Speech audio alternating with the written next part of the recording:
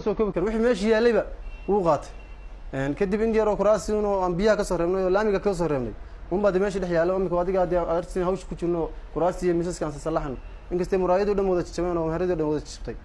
oo qasaaro aad buu badan yahay lama soo koobi karayo aniga gabadh daadkan la tigay geedkaasaan qabtay geedka banaanku yahay laamida alaabtan oo dhanna waxaan ku soo ururnay inta tog dheer ilaa inta ka hara oxygenadan kala ku jira kuraasana ku jira waxeedana ku jirta alaabtan oo dhan ma shaqeynaysa maanta waayo khasaari buu yahay ka soo kaban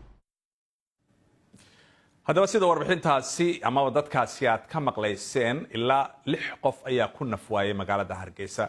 dadka ayaa waxa la sheegayaa in ay dhinteen markii xarka koronto oo aan habaysnayn halkaasi iyo guriyo ka dhisan meel aan habboonayn ay dhibaato ka soo gaartay haddaba wariyaha BBC-da ee Hargeysa Sadiq Maxamed Burmad ayaa la kulmay ku-xigeenka duqa magaalada Hargeysa waxaana marka hore uu weydiiyay qaabka ay guryahani ku dhismeen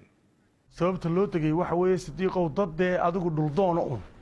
ayuun baa degaya dad bixisay wado ayuun baa degaya waxa Sadiqow shalay toola ahayd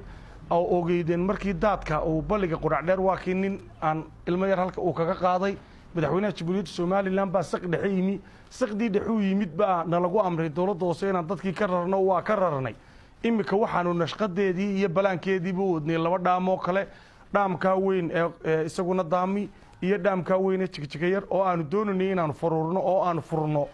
oo dadka dul degan iyo hareerahoodana aan ka rarno biyahana laga saaro su'aasha meesha imanaysa waxa weeyaan meelahan ay dhisanayaan laagii iyo marinadii biyaha ma idinka sharci u siiyay anagu wax sharci u siina ma jirto Sadiqo waxaana jirta dadkeenu waxay yiraahdaan sharci baa la siiyay waraaqaan u haysanaa waxa maxaa sharci loo siiyay malaamida qofka sharci loo siinaya ma dariiqa sharci loo siinaya maxaa yaa loo siinaya bal ma qof kale la siinaya mise qof isagu yareynaya gurigiisii ayaa la siinaya waxa dhacda inuu qofku dhismihiisa intuu sharciga u lahaa uu ku soo durko haddii markaa aydan sharci u siin oo qof kasta uu dhisanayo meeshii uu rabo idinka hawshaad haysaan maxay noqonaysaa hawshaanu haynaa dadka oo dhan meel walba iskama dhistaan sharcigaanu siinaa waxa weeye inuu iminka gurigeyga bir joogna